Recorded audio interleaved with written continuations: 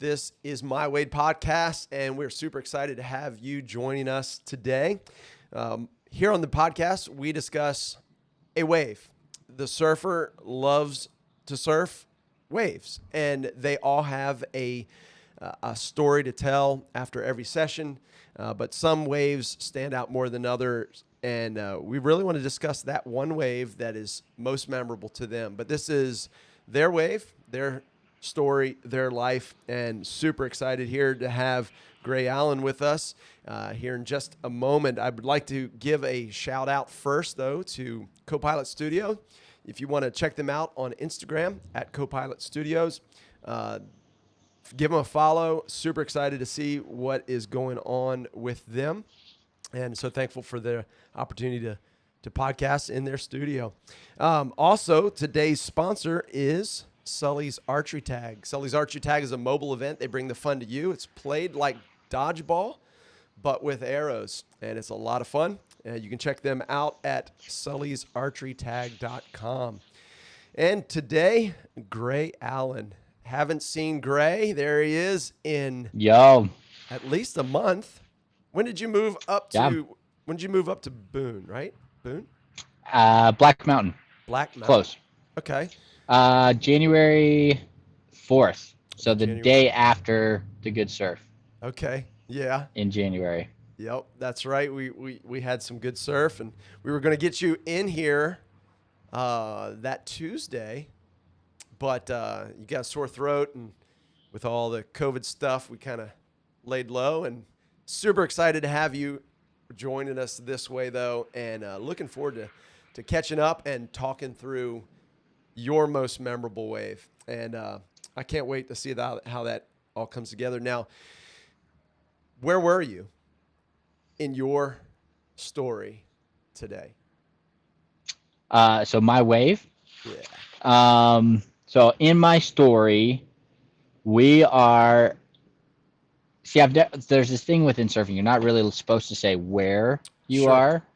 are. I've never understood that part of surfing culture, but I guess I will honor the tradition. Yep. I was near Hampton, New Hampshire. Hampton, New Hampshire. Okay. Yep.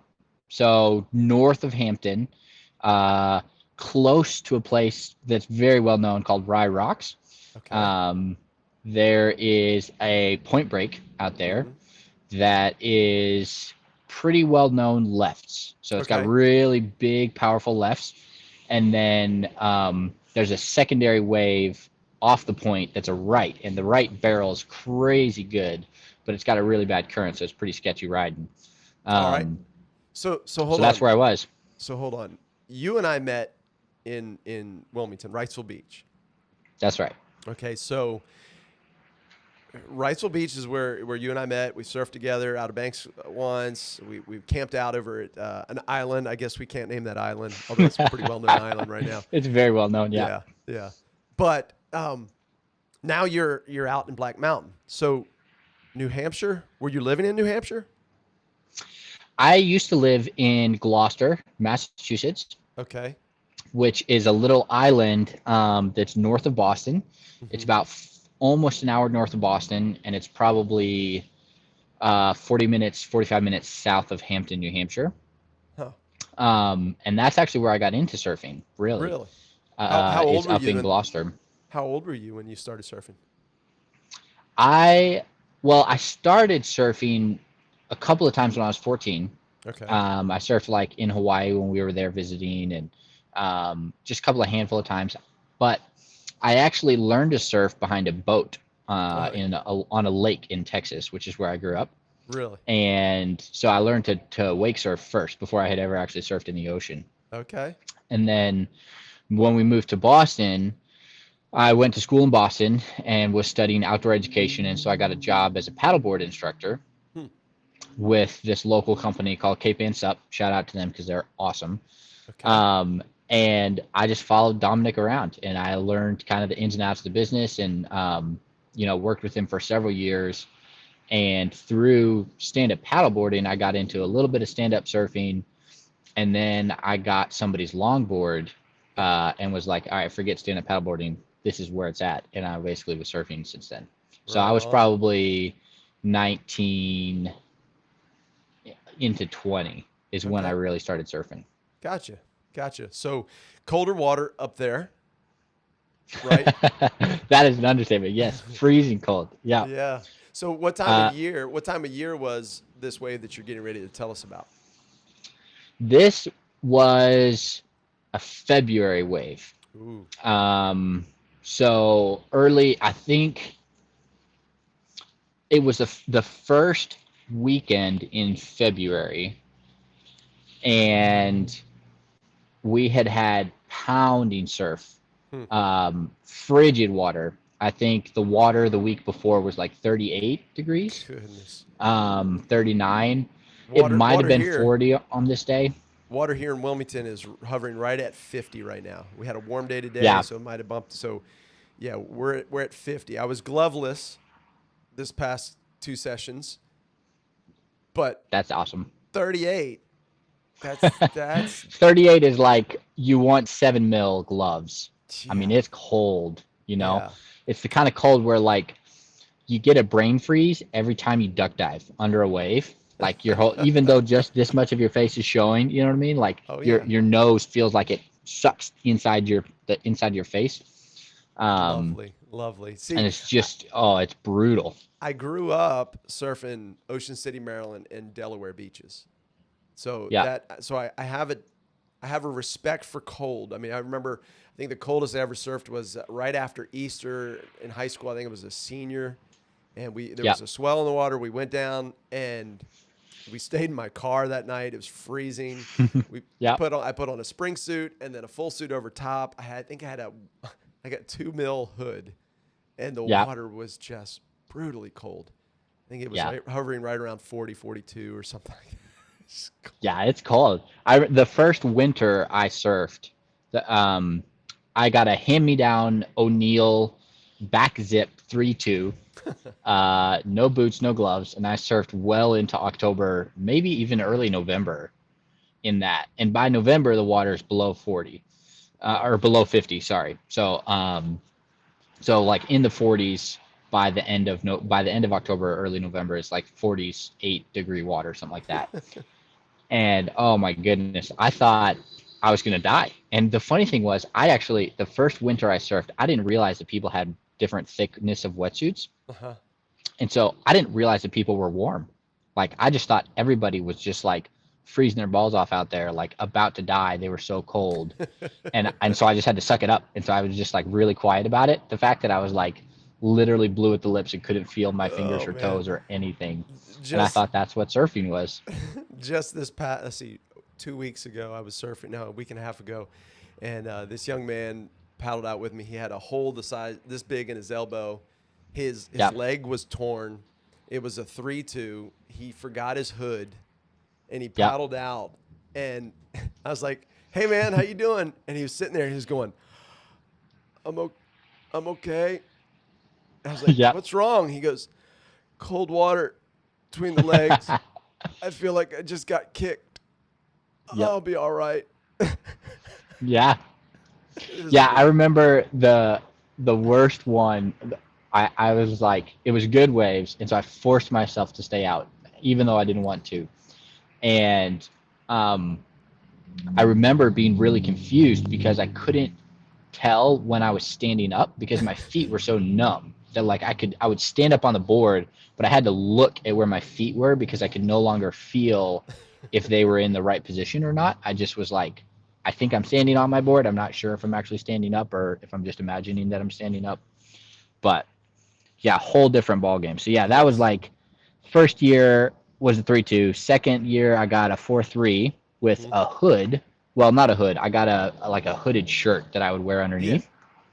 That got me through pretty well. And then after that, I got a 5-4, a hooded 5-4, and that was like game. I was like, all right, this is what people have been wearing, and this is Yeah. why I'm the only one that was freezing. So Gray, thank you for sharing that. Part of what we want to do with this podcast is teach people. I want it to be a learning thing. So people are gonna Yeah, watch this, are gonna listen to this, and they're gonna go, okay, I get it. And so you're saving some people some serious pain if they listen to this and Awesome. go, oh, Good. there's different thicknesses of wetsuits. So Yes. appreciate that. And not to mention that there are different qualities of wetsuits. True. I have worn a 4.3 that was colder than my 3.2 Mm-hmm. Mm-hmm. because the my 3.2 is an Excel dry lock, and so it's a really nice wetsuit. Yeah. So if you're gonna surf cold water, it's worth the money. Yeah. You will not regret being warm in the Definitely. water, Definitely. So hands down. so February, this break that cannot be named in New Yes, Hampshire, in New um, Hampshire, you paddled out. I did. What was the conditions? Describe what was going on. Freezing cold day. I mean, ice cold. I think it was like 14 degrees when I got up in the morning. Hmm. I got up at 4 o'clock in the morning. Uh, my best friend, one of my really good friends at the time, his name was Ben, and we would go. He loved surfing up in New Hampshire. He knew all the spots, all the ins and outs, and what was working when, and tides and all that. Hmm.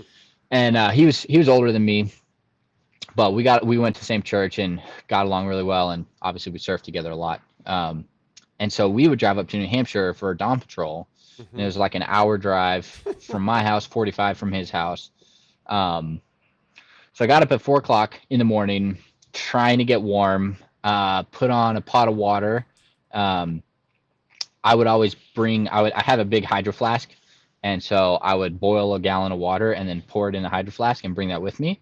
Right. And then whenever I got there, I'd pour it in my boots and pour it in my gloves, and then usually pour the rest down my suit before I jumped Yeah. in, just to try to break. And sometimes I'd usually leave some too, so I could hop out and rewarm my gloves and rewarm my boots, and then go back in. Um, so we had been watching the swell that was coming in, and it was a big nor'easter that was just pummeling us the day before with swell. Um, the buoys the night before were reading 14 feet at like 10 seconds, Wow. Good and it was stuff. supposed to increase that day into the next. Um, Morning of, I think it was like 15 or 16 feet. Mm. I looked in retrospect, like kind of like backdated and looked at the hours when I was actually out there surfing. Yeah. And I think the biggest one clocked in was like 17 something. But yeah, in the like 15, 16 foot swell range at 11 seconds, Mm-hmm. with a slight, it was like kind of coming from the north, but mostly east swell. Mm-hmm. Um, big, So big so day, heavy so day. so Gray, you're setting up a pretty amazing scenario. Most most people maybe listening to this would be like, I don't understand 17 seconds, 14 east. Can you educate for just a minute? Um, Maybe some resources that you tap into to understand swell period, wind, wave direction, wind direction, what's going on. What can you educate some people on that? Absolutely. So there's a bunch of websites out there. National Weather Data is a good one. You can use Magic Seaweed. Surfline is good. They are like getting stingy. You have to pay them a lot now to actually be able to use their tools. But basically, what you're looking at is they have buoys in the water that are set at different locations. Usually, you can look up whichever one is closest to you. For example, one in Wilmington is Masonboro Inlet. So there's a buoy set outside the inlet of Masonboro, and they just record data. So they float up and down in the water, and as the waves come in, they record how much they're moving up and down. They also record how often they're moving, and that's usually, so that some people call that fetch, or your wave period is another thing that people call that. Mm-hmm. But the basics of it is that what it records is the height, is how tall the wave is. So when somebody says it's 6 feet at 10 seconds, what they're talking about is that the swell coming in, the buoy is moving 6 feet up and 6 feet down, Mm-hmm. and the waves are on average 10 seconds apart. So Right. 6 foot wave comes, 6 foot wave goes, 1, 2, 3, 10 seconds later, 6 foot wave comes, 6 foot wave goes, Right. So you have right? And so on. short period wind swell, you have Yeah. long period ground swell, and then you've got this medium swell that's probably generated by a storm that's a little closer, but still further out, or an intenser storm. So Yeah, thanks for sharing that. Hopefully that'll help somebody along the way too. Um, totally. so, but the longer the swell period, the more power behind that wave. And Right. so you're getting ready to paddle out in cold and big. Yes. Um, what's going on through your mind as you walk out, you park your car, you get dressed. I don't know, maybe you're already in your wetsuit driving 45 minutes, but you get to your spot and you Yeah. walk out. What do you see? What's going on? Um, the first thing is there's like this blowing wind that hit me in the Offshore, back of the head onshore? as I got out, slightly offshore. It's kind of mostly offshore Okay. wind, because basically the storm came from the north, whipped around, and then now we were getting the off wind Mm-hmm. as the waves catch up. And um, yeah, cold wind blowing strong. And I just remember the sound that the waves were making. Like it was just like, I mean, it was thundering. I mean, Yeah. it was just like, it didn't sound like waves. I mean, it was like somebody is driving a train into the beach or something like that. I mean, it was Yeah. just this like, just, oh, and there was this tense, it felt like there was this like layer hovering over everything Mm-hmm. that was just like, there was this intensity all around that you could sense, and just kind of like you could feel it, like the hair on the back of your neck stood up, Hey, and just the anticipation. It was just like, oh my goodness, this is real, like this is happening were right now, and this is like wild. was it just you and your buddy, or were there other guys checking the spot too? Oh my goodness, there was people lining the banks. I mean, this Okay. is like 6 o'clock in the morning, Okay. and there are 25, 30 guys in the water already, and there are probably 40 people watching on the banks. Nice. And New Hampshire is a rocky coast, Mm-hmm. so not really sandy. I mean, they import sand on some beaches, and so there's like beach breaks. But this was, like I mentioned before, was a point break, and so everybody's standing on the rocks. No good way to get in the water. I mean, the waves are just like slamming against the rocks, and there's spray going up, and Mm. um, yeah, I just remember the vivid intensity of like, whoa, this is Yeah. like a whole nother level of what we're doing here. Right. Right. Now, there's a saying that I hear people share, know your limits. Yeah, I mean, it's okay to push your limits, but even at yeah, that, you're taking a risk, and we all assume the risk when we paddle out. I mean, I've gotten hurt on tiny days, you know, yeah, uh, but those big days, it's next level. And yeah, so, know your limits before you paddle out. You know, I don't know, what else can you share? totally. Well, so I guess back a little bit. So I have been surfing for several years at this point. This I was 23 or 20. This was last year, so it would have been 24. Um, and specifically going after bigger and bigger waves. So I Mm, was really, really psyched on some of the big waves that came. Um, I lucked out and got a winter rental that was like 100 yards from the best low tide break in the entire island hmm, in Massachusetts. And so I could literally just throw my suit on, grab my board, and run down and surf like all the time. Um, so surfing nonstop, like I had been in the water like so this is February, the first weekend in February. So this was like, but I was already on like day 34 of surfing. Like I had hmm. surfed 34 out of 40 days of the new year. Like, I mean, I was literally in the water every single day.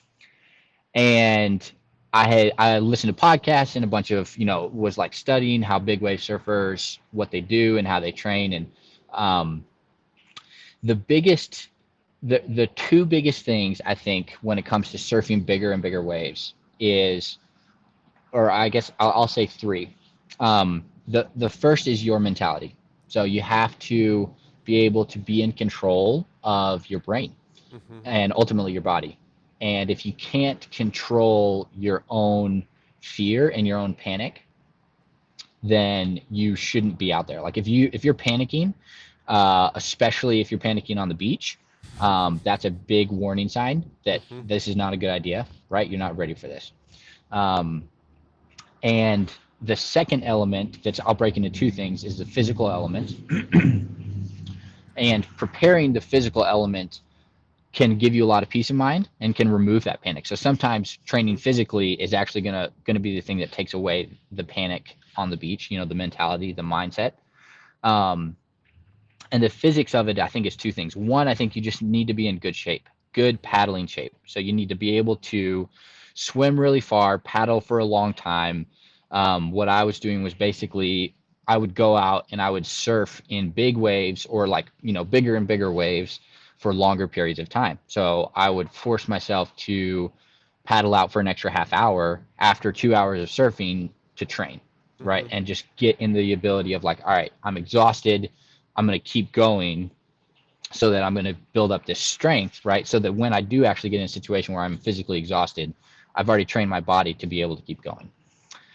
And then the other big component of being ready to surf bigger and bigger waves is your breath holding.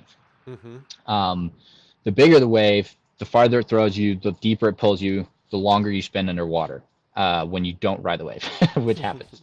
Um, and so I had been practicing my breath holding, and I was very comfortable up to about a minute and a half of active fighting. So like Mm-hmm. I could like do a light jog for like a minute and a half on a single breath hold.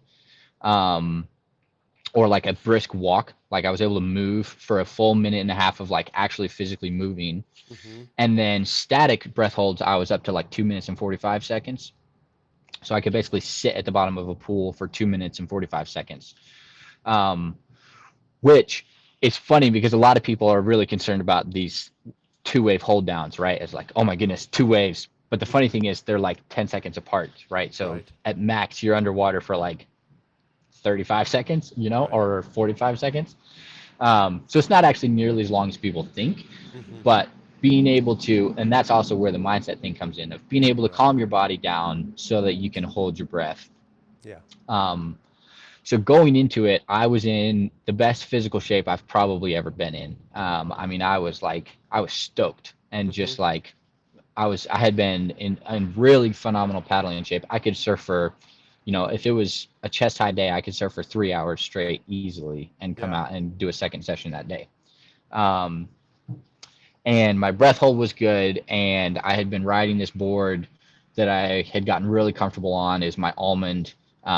It's a 6'4" single fin with some side bites in it, Mm-hmm. and I knew my board, I knew my body, and I was like, it's on. I'm There you ready. go. I can do this. All right. So you head on. You make your way down, and you're paddling out. Yeah. What do you see? What do you see in front of you with this lineup, 20, 30 guys, whatever, they're already out there. Other people coming, people on the rocks watching. You're paddling out. What do you see in front of you? Froth, big froth, and like big sloshy waves. It wasn't very clean. Mm-hmm. We were hoping it was going to be cleaner. Um, when it gets that big in Boston, it rarely gets clean enough that it barrels. Okay. You're typically riding kind of a bit of a mushier wave, Mm-hmm. but they do get really big, obviously. Yeah. So you get going really fast. So it's really fun. It's just a little bit of a different style of riding. Um, there was like 20, 25 guys in the lineup, probably, but pretty well spread out. There's probably less than 10 guys that were actually going for waves. Mm-hmm. Everybody else like kind of got the gumption to paddle out, but was like sitting on the shoulder. And the lineup, so the point break is like that.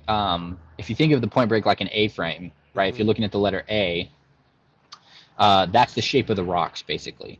Mm-hmm. For people who can't see my hands right now. And the lineup basically followed the shape of the rocks. So there was only a few guys at the best place to take off at the very peak of the wave, the top of the A frame. Mm-hmm. Um, and then most of the guys were on the shoulder, way back in line. So me and my buddy looked at the lineup, and there was a lot of people. There was a lot of people at the other breaks, and so this one was definitely working the best. Everybody was riding their step up boards. It was a big board day, big wave day, and so we actually decided to paddle for the right. which is on so it's the left side of the break, but the waves are moving to your right when you're surfing. So they're called a right. And so we paddle out on the left side of the point break, which there's actually no beach on that side. So you actually jump from the rocks. So it was like this like game of like sitting on the rocks and like waiting for a big wave to come and then like trying to run and jump and hope you don't get smashed. Because by the time they had already broken by the time they hit the rocks, but then they were like the foam balls that were coming into the rocks were like at least 6 to 8 feet tall, and hitting the rocks pretty hard. So you did not want to get pushed back in the rocks. But yeah, I think my buddy was a little like he was like kind of psyching out. He was like, all right, I'm not sure. Like he was kind of wigging out, and I was like, dude, I'm ready. Let's freaking go. And so I grabbed my board and I strapped my leash on, and I think I waited 2 waves, and I was like, now's my chance, and I went, and it was just like I got it, timed it right, hit the water, paddled like nobody's business. Right. And because it's a point break, if you time it right, you can usually get outside the wave because the waves break at an angle. They don't break straight on the beach. Right. And so I was able to get to the shoulder almost immediately, and freezing cold water. And all of a sudden I felt this, like, I realized very, very quickly that I was in a fast moving current, because I was like, I'm not paddling and I am moving like across the shore, and I'm also moving directly towards where the waves are breaking right now. Super, super fast moving current. All right. And yeah. No, I keep going. Sorry, I didn't know if you had a question. So no, I'm just closing my eyes and picturing what's going on, the setting here. So yeah, heading to the break. Yeah. And guys are there. Some are taking off. Some are waiting. Do you get in the lineup, wait your turn, or you just say, "Hey guys, I'm crazy. I'm going for this one"? So there was nobody. So there was a couple of waves leading up to this wave. Nobody in the lineup is taking the rights. They're a lot smaller. They're barreling, and the current is really sketchy. So if you miss the barrel, you get hit on the head, you end up on the rocks, or you get sucked in the current out the point break, and then you get tossed over the lip by the left, which is the really big waves, the like 16, 17 footers. So I was feeling it. I was totally in the zone, ready to go. Caught 2 right-hand barrels. I mean, they were gorgeous. 10-foot waves, stood up. Not a crazy big barrel, but just tucked over my head enough where I could just kind of like, you can just kind of feel the energy right next to you. Just like crushing on the far side of you. And you couldn't hesitate. So with this right, basically the current would pull you right into the wave, and if you stop paddling, you either had to paddle away from the wave, or you had to go for a wave, because if you didn't paddle, you would get sucked into the wave and then just get tossed onto the rocks. So it was full full commitment. Yeah, you stopped paddling, and then when it was your time to go, you just went. And my buddy is trying to catch up with me. I've already caught 2 or 3 waves at this point, and he is not having it. He's like, dude, this is way too big. This is way too crazy. I cannot do this current. I'm not in good enough shape for this. I should not be out here right now. And I was like, well, crap. This is the most fun surf I've had in a long time, and now I have my friend out here who does not belong out here, and I have to get him back somehow. Right. So I start talking him down and basically reassuring him. He basically hasn't caught a single wave, hasn't gone for a single wave, has been paddling nonstop against the current for 20 minutes at this point to keep from getting sucked into the wave. Right. And so I was like, all right, we can't go in the way we came. It's not safe to land on the rocks right there. There's a beach around the point break. Let's go around. So I basically help him paddle out to sea, basically quite a ways, and we go all the way around the point break, around the outside of the lineup, and I'm kind of coaxing him back in and just trying to keep him calm and try to not make a big deal out of it, and just like, it's whatever. I was glad that he at least recognized, like, hey, this is not a good situation for me to be in, and it's time for me to go. So we get to the other side, we're out of the current, the lineup is right here, I'm right, kind of in the head of the pack with all the other guys. couple of guys go for waves and catch them. A couple of guys go for waves and don't catch them. And I'm like, I could do this. Like, here comes the left. This is great, you know. Yeah. Now Um, a left for you is backside, correct? Correct. Yeah. So I'm Okay. I'm I'm a regular stance surfer. Hmm. So this is going heel side towards my left. Um, and the sets were like, I mean, it was like everything disappeared. You know, they were so big that when you were paddling over them, it just was like it felt like you were like trying to like climb uphill up a snow hill that was like chest deep in snow. You know, it was just like Right. it was so weird. It was this mountain of water just moving towards you. And a set or two rolled by, and I was like, "Whoa, these are big, but this is awesome! I am so psyched right now." And a monster like cleanup set, you know, I mean, biggest wave I had seen all day, uh, sets up on the outside, and I'm like, "Oh my gosh, I have got to go for this wave." And so I start like trying to figure out if anybody else is going for the wave. I'm like scoping out where I need to be for setting up positions, and it's unruly. It's this wave is like doing really weird things, but it's huge, and I'm like, come on, I gotta do this. I gotta do this. And there's a guy, the only other guy who is maybe in a position to go for the wave, starts to go for the wave, and I was like, Uh, crap, he's gonna take it, you know, because he's just farther in than me. right. Gets tossed off the lip. I mean, like flying off the ledge. Just could do nothing. And so I was like, my turn. Here we go. Let's go. It's on. And so I started paddling, and the wave like stood up, picked me up, and I just remember it was amazing how high in the air I felt.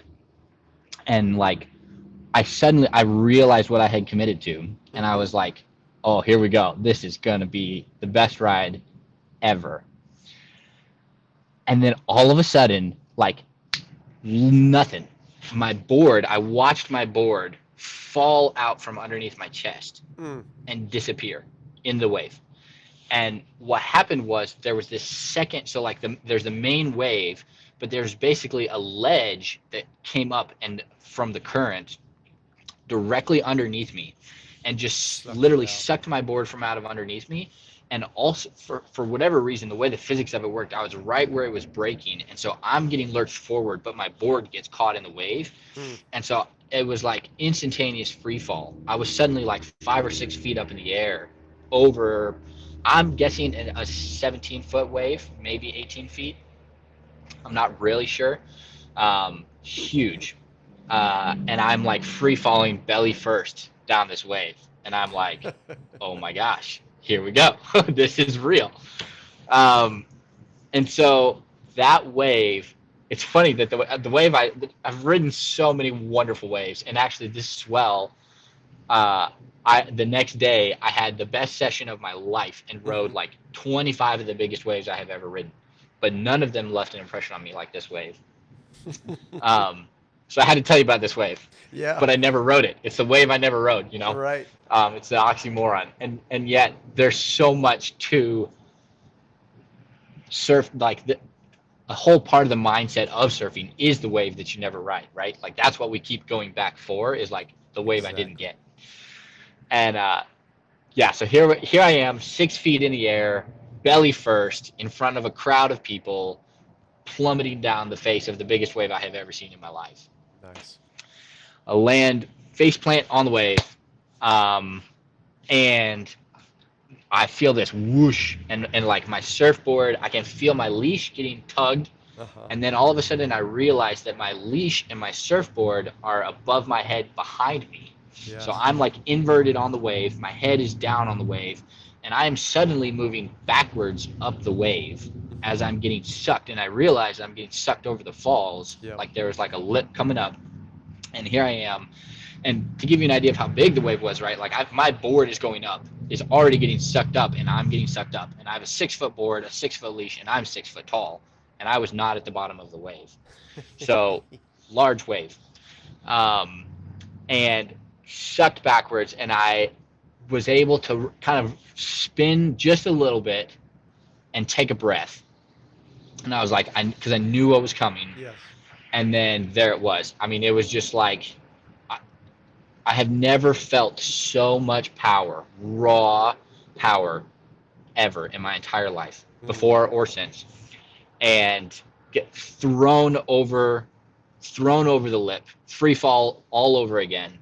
And then this time I landed kind of like on my butt and my back, and the wave hit me on my chest, and it felt like literally like somebody had tied a car around my chest and was just like dropped the car, like free falling with a car tied to my body. And I just started going down, and I was like, I opened my eyes, and I watched the light of the surface of the ocean get darker and darker and darker and darker, and then disappear, and it was black. You couldn't see anything. And then I was like, okay, so the surface is gone, and then but I'm still moving. Like I can still feel my body going through the water, and I can see my leg is extended by my leash attached to my surfboard is above me, and I'm still moving deeper, and I'm like, how deep am I going to go? Like the surface is already gone. I can't see anything, but I'm still moving down. And then boom, it was like a thud, and I just like sat very suddenly and completely still at the bottom. Mm. And I didn't hit the rocks hard, but I was definitely pinned against the rocks. And it was like I sat there pinned for what felt like 10 seconds. It was probably 3. Mhm. Um, but for what felt like a very long time of like still feeling the weight of like crushing my chest. And I'm kind of sitting in this hunched over position between there's like a rock behind my back and then like one under my legs. And I'm kind of crunched in between these waves. And I'm just sitting there, and then the pressure lets up at least a little bit, so like I'm not like feeling like I'm getting crushed anymore, but I didn't move. I just was there at the bottom of the ocean alone, and it was pitch black, and there was nothing. And I don't remember why, but I literally laughed in that moment. I like chuckled underwater. I was like, this is and it was just this giddy feeling for a second, and I'm then alive. I'm alive. Yeah, I can feel all of this, and then the intensity of the situation hit, and I was like, I am probably 20 to 30 feet underwater at least, Mm. pinned by a wave. I know a second wave is coming. Yeah. Like I saw that this was the set wave, but the wave behind it was not that much smaller than this one. Right. And I was like, that thing is going to break in 6.5 seconds or something like that. And I was like, I can't go anywhere. There's no point in going to the surface because I'm going to get slammed again. And so I just sat. I just sat at the bottom of the ocean. And this, like, very, very, very strange and beautiful and intense calm just completely enveloped me. And it was perfect silence, perfect blackness. And I was just like, I had this moment, and I know that Jesus swam down to the bottom of that wave with me and was sitting right next to me. And he said in my ear, like, I'm here, right here Mm. with you. And that was all he said. Reassurance. And leading up to this moment, like, I mean, so all of this is happening while I'm at the bottom of the ocean. All of these, like the last like year of my life, basically, like comes flying. All of these images of my life comes flying through my head, Mm. and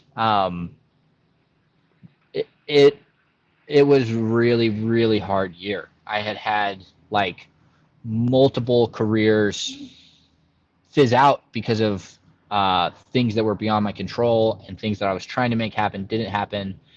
And we had moved housing like 3 times that year, from temporary housing to temporary housing to temporary housing. And my wife, Victoria, had just well, we had a miscarriage at 12 weeks, which is really late to have a miscarriage. So I lost my first baby, would have been my third baby. Mm. I have 2 daughters, and that crushed me.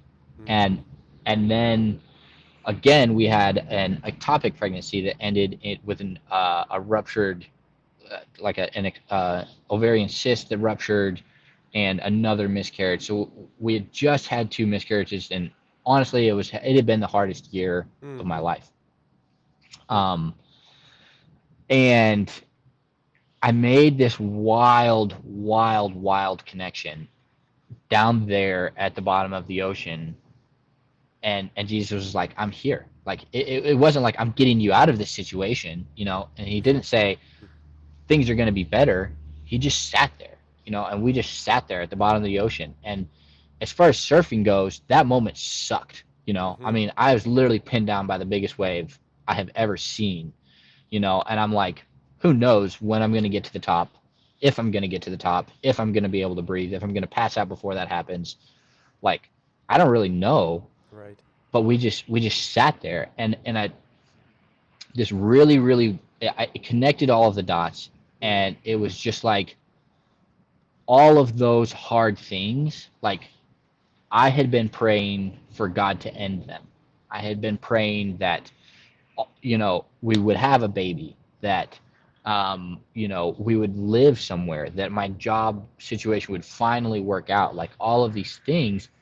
And he never promises to work out the things in our life for us, for definitely not the way that we expect. And Mm. it was like, I'm not here to fix your problems. I'm just here. Mm. We're just here next to each other, and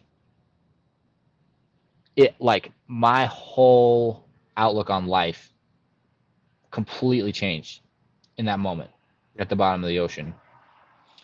And I realized, I was like, it doesn't matter what comes, like, because he's right there next to me. And so no matter what comes, like, it doesn't matter whether it's good or bad, or the best ride of my life, or I'm pinned down by an 18-foot wave at the bottom of the ocean amidst rocks, like, um it just, I could see everything so clearly in the pitch blackness down there. Mm. um and I came up from that deeply changed, like very deeply changed. And um like 100% of my fear of waves dissipated. Mm. Like, I can't remember being afraid in the ocean after that day. Wow. um it was just like, I literally, and I know there are places in the world that the ocean gets bigger and holds you down longer and kills you, like, Right. that's real, it happens. But in some ways, it was like I had taken the worst that could be dealt, and I was alive, and I was there, and it didn't kill me, and it didn't break me. And honestly, I came up for that wave so stoked to catch another wave. Like, I was on fire. I was so ready. And like I said, the next day it was same size, a little bit cleaner. I must have surfed 25, 15-foot waves, just unbelievable. Yeah. Um, but the wave that I did not catch was hands down the most impactful of them all. That is a great story, man. Great. I appreciate you sharing that. Um, I really don't know how to wrap that up. I mean, you said it so well, and I think that speaks to a lot of us. Life can deal some heavy blows. Loss of kids, babies. That's tough. Jobs, finances, everything. But to know the promise that Jesus says, "I will be with you always, even to the end of the world." That's Hmm. that's comforting, and to be Yeah. in that situation and have that lesson learned, and that pivotal point in your life where, okay, Jesus, thanks for being there, not just Yeah. here, the bottom of the ocean, The but bottom of the ocean, man. everywhere you go. That's an Yeah. awesome story, man. There's so much in that and so much more that we could talk about. Maybe we'll have you back on, you know, to I'd share love some to. more in another time. But I appreciate you sharing that with us. And I really believe it's going to speak to a lot of people, not just the surfing and preparation, but the life story. And that's what we want. Your Awesome, wave, man. your story, your life. You know, Gray, we miss you around Wrightsville Beach. That's for sure. I was thinking the other day, anticipating our conversation here. I can't remember. I think it was a Sunday, either right before or right after surf church. It was pretty big. It was fun, and you turned to turn on the wave, and a couple of the younger surfers. There's a couple girls out there, and we were like, "Greg, go, go, go!" And you turned and went. And the next thing I knew, I saw you swimming for your board. Your board was at the beach, and your leash Yep. had broke. We're like, all of us were like, "Oh, we called him into Called me that into a one." closeout. Yep. But anyway, man. Good times, man. Yes, yes. Hopefully, have some more in the future. And Oh yeah, you've always I'll got a be place back. to stay. You got places to stay down here. You got tons of friends down here. So come on, keep an eye on the swell, and hopefully it'll work where you can make your way down this way. We're gonna close with this thought. Hey, Gray, did you know that surfing is in the Bible? I didn't, but I believe Yes. you. It's not Jesus walking on water. That's But actually not what I was thinking about. no, it's in Acts chapter 27, verse 44. Paul was in that shipwreck, and it says, everybody made it to shore safely, some on pieces of the ship and some on boards. I don't know about you. There you go. Sounds like surfing to me. It sounds like surfing to me. Brother, thank you so much for being on My Wave podcast, and we'll have you back out again, and take care, bro. Yo, thanks for having me. It's been a pleasure. Yes, sir.